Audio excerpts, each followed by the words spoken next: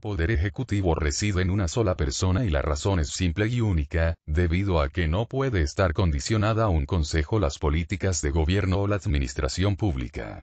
El refrendo ministerial en el sistema constitucional mexicano, se requiere, una plataforma única ya de un partido o de una persona, por lo que se le propone al pueblo, a un representante para su elección, y entonces entra el sistema de pesos y contrapesos, la línea del Estado está regida por una ideología representada en una sola persona. Los requisitos para ser presidente descansan en el artículo 82 de la Constitución y establece: Constitución Política de los Estados Unidos Mexicanos. 2011. México. Ediciones Leyenda. 1. Ser ciudadano mexicano por nacimiento, en pleno goce de sus derechos, hijo de padre o madre mexicana y haber residido en el país al menos durante 20 años, esto se debe fundamentalmente a la historia de México, en razón de que en teoría el que sea electo presidente no debe responder a lealtades de otros países, por ese motivo se pide sea ciudadano mexicano por nacimiento, el candado de que tenga que ser de padres mexicanos se debe también fundamentalmente a esta razón, sin embargo en 1993 se cambió el sentido a padre o madre. 2. Tener 35 años cumplidos al tiempo de la elección, tiene el mismo principio que el Senado, que deriva de senectud, es decir, experiencia suficiente para poder atender los asuntos del Estado. Se entiende que una persona más joven sería incapaz de controlar los asuntos del país. 3. Haber residido en el país durante todo el año anterior al día de la elección. La ausencia del país hasta por 30 días, no interrumpe la residencia. Este principio es entendido como la percepción intrínseca a la realidad del país. El ciudadano que aspire a ser presidente tiene que tener contacto con la situación actual del país. 4. No pertenecer al estado eclesiástico ni ser ministro de algún culto, es por la situación histórica de la separación de la Iglesia y el Estado. La laicidad es un principio constitucional mexicano puesto a prueba desde el siglo XIX. 5. No estar en servicio activo, en caso de pertenecer al ejército, 6 meses antes del día de la elección, es un principio de civilidad. Con el afán de no tener un estado militar se pone esta restricción para que el presidente no vele únicamente por la milicia de México. 6. No ser secretario o subsecretario de Estado, jefe o secretario general de departamento administrativo, procurador general de la República ni gobernador de algún estado, a menos de que se separe de su puesto 6 meses antes del día de la elección, fundamentalmente por el principio de transparencia en los recursos, es decir, que no tenga posibilidad de utilizar los poderes del Estado o los recursos del mismo para hacer proselitismo a su favor. La reelección está prohibida por una cuestión histórica, pasando por Porfirio Díaz, la Revolución Mexicana y la no reelección como fundamento del Estado mexicano.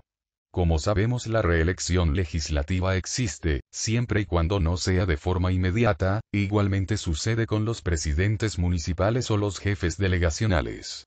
Las facultades del presidente como las establece el artículo 89 de la Constitución se encuentra: 1. Promulgar y ejecutar las leyes que expida el Congreso de la Unión. 2. Remover libremente a los secretarios del despacho. 3. Nombrar los ministros, agentes diplomáticos y cónsules generales, con aprobación del Senado. 4.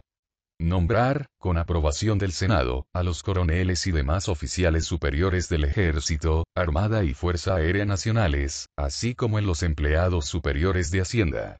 5. Preservar la seguridad nacional, en los términos de la ley. 6. Declarar la guerra en nombre de los Estados Unidos mexicanos, previa ley del Congreso. 7. Dirigir la política exterior y los tratados internacionales. 8. Tener el poder de convocar al Congreso a sesiones extraordinarias cuando se llegue a un acuerdo con la Comisión Permanente. 9. Conceder, conforme a las leyes, indultos a los reos sentenciados por delitos de competencia de los tribunales federales y a los sentenciados por delitos del orden común en el Distrito Federal. 10. Conceder privilegios exclusivos por tiempo limitado, a los descubridores, inventores o perfeccionadores de algún ramo de la industria, a consideración del Senado. 11. designar la terna para la elección de ministros de la Suprema Corte de Justicia, así como someter sus licencias y renuncias de acuerdo a la aprobación del propio Senado. Indulto. De acuerdo con lo que establece el Diccionario Jurídico Mexicano del Instituto de Investigaciones Jurídicas de la Universidad Nacional Autónoma de México, la palabra indulto viene del latín indultus, que significa gracia por la cual el superior remite el todo o parte de una pena o la conmuta. Es la facultad discrecional con que cuenta el titular del Poder Ejecutivo para atenuar o suspender total o parcialmente las consecuencias jurídicas de una condena penal que ha causa ejecutoria. En el derecho positivo mexicano se prevén dos diferentes tipos de indulto, esto es, el indulto por gracia y el indulto necesario.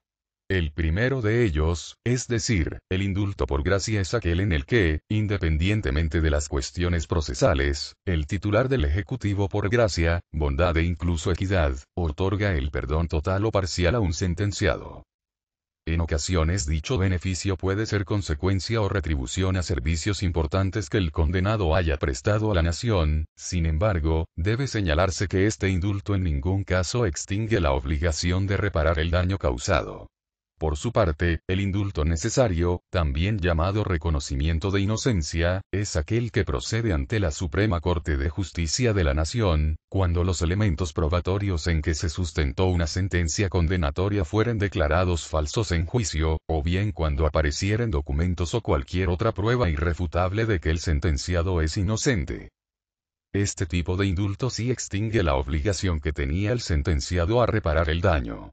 En consecuencia, el indulto, ya sea necesario o por gracia, es un perdón o condonación que se le otorga a la persona que ha sido condenada por una sentencia irrevocable. El artículo 89 de la Constitución Política de los Estados Unidos Mexicanos, hace referencia únicamente al indulto concedido por parte del titular del Ejecutivo. La amnistía es la eliminación de la responsabilidad penal de un delito. Esta acción jurídica suele ser desarrollada por el Poder Legislativo y afectar a diversas personas que, anteriormente, habían sido consideradas culpables de una violación de la ley. La amnistía, en cambio, se aplica sobre el propio delito, se perdona el delito, no la pena. Esto significa que la amnistía logra la extinción de la responsabilidad civil o penal y borra los antecedentes. La amnistía también puede generar consecuencias retroactivas. Amnistía es una palabra de origen griego que significa olvidar y desde la Constitución de 1917 México tiene tres grandes antecedentes. O en 1937 para perdonar a los militares que luego de la época revolucionaria cometieron el delito de rebelión contra líderes políticos o las nuevas instituciones. O en 1978 para perdonar a los grupos que participaron en movimientos sociales desde la década de 1960 y que tuvo como trasfondo la represión del Estado, sobre todo en 1968 y 1971. O en 1994 para los miembros del Ejército Zapatista de Liberación Nacional que querían derrocar al mal gobierno. De esta forma, se adiciona el artículo 97 bis al Código Penal Federal, que regula y establece los límites de esta facultad.